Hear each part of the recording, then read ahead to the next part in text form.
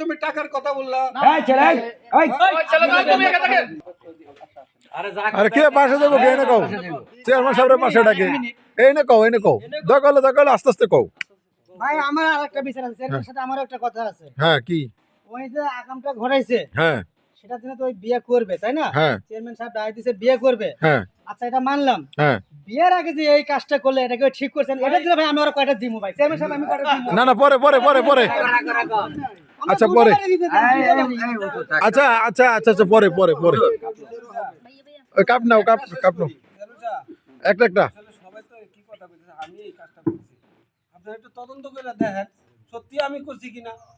তদন্তর কোনো দরকার নেই, কথার উপর ভিত্তি করে আপনারা আমার বিচার করতেছেন। একটু তদন্ত করে দেখেন একটু তদন্ত করে।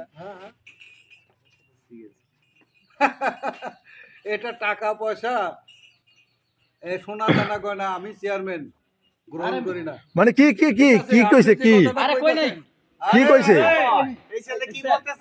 কি বলছে কি টাকা পয়সা দেবেন আমি ব্যবসা করব। তুমি আমাকে কি ভাবো আমি এতটুকু একটা ছেলে হ্যাঁ কি বলছে?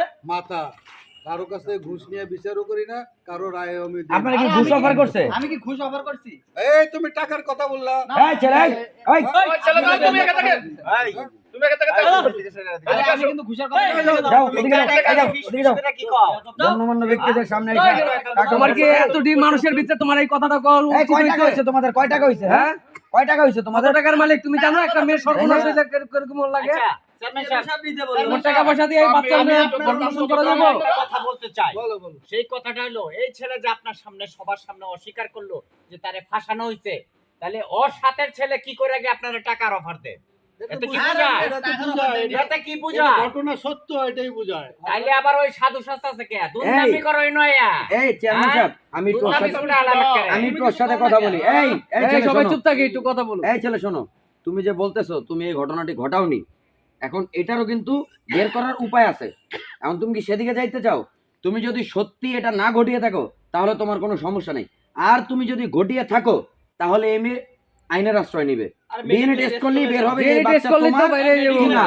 আরে ধরো এই বের ভাই হয়ে যাবে। আপনি থামেন তো, কি কর না কর এনে কি ডিএনএ টেস্ট ও এমনি স্বীকার করবে, আর স্বীকার করার বহু টেকনিক আছে। চেয়ারম্যান সাহেব খালি একটু অনুমতি দেখ, আর মারমু না এমনি করবো। চেয়ারম্যান সাহেব আমি একটু কথা বলবো। আমি হ্যাঁ আপনারা সবাই যদি একটু অনুমতি দেন তাহলে আমি একটু কথা বলবো। আচ্ছা এই আপু তোমার কয় মাস এখন? 8 মাস, তো 1 মাস বাকি আছে। 1 মাস বাকি আছে। আচ্ছা ও কোথায় নিয়ে গেছিল তোমাকে? ও আমাদের বাড়ির ওই পাশে দক্ষিণ পাড়া একটা জায়গা আছে ওইখানে আমার প্রতিদিনই ডিস্টার্ব করতো। আচ্ছা সেটা ওই হিস্ট্রি জানতে চাই না, কিন্তু তুমি যে প্রেগন্যান্ট হইলা সর্বশেষ তখন তোমাকে কোথায় নিয়ে গেছিল? ওই দক্ষিণ পাড়া ওই জায়গায় আর কি। ওই জায়গায় ওর মানে- বাসার- মানে ওর ওকে- বাসা খালি ছিল ওর বাসায়।